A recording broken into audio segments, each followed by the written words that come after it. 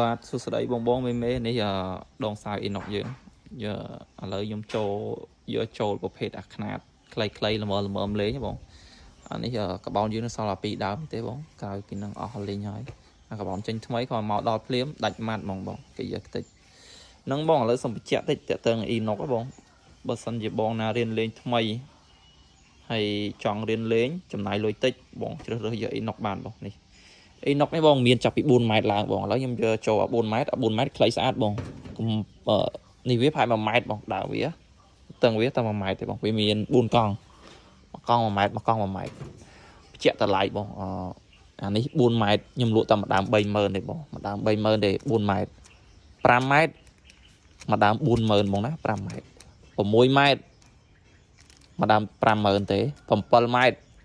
ម្ដង60000បងពេញចិត្តអីអាចឆាតសួរបានបងហើយតាក់ទងគុណភាពវាយើងយកទៅអាចលេងបានបងវាមិនជារឹងដែលយើងគិតថារឹងកព្រឹសទេបងណាវាមានសើយើងអាចមកលើកលេងលុបបានបងហើយប្រភេទកបោននេះបងកបោន7ម៉ែត្រ8ម៉ែត្រនេះលក់ឲ្យធូរថ្លៃទេបង30បងណាម្ដង37ម៉ែត្រ8ម៉ែត្រ35បញ្ជាក់បងព្រោះនេះព្រីសេវាជូនបងណាបងចំណាយលុយតែម្ដងទេគឺវាបានដល់ដៃបងតែម្ដងបងហ្នឹងហើយអ៊ីណុកទៅចូលស្អាតបង7ម៉ែត្រសល់ម្ដងឯងបង7ម៉ែត្រចូល10ដើមដាច់ម៉ាត់សល់តែម្ដងគត់លើបងចាំជើងក្រោយបងចង់បាន7ម៉ែត្រតចាំជើងក្រោយបងអើយអស់លេងហើយ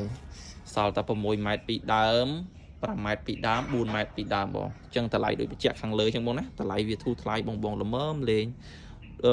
បើយើងមិនចង់បានខ្ពស់បងនេះបងឯងអាចជ្រើសរើសនេះ4ម៉ែត្រនេះបានបង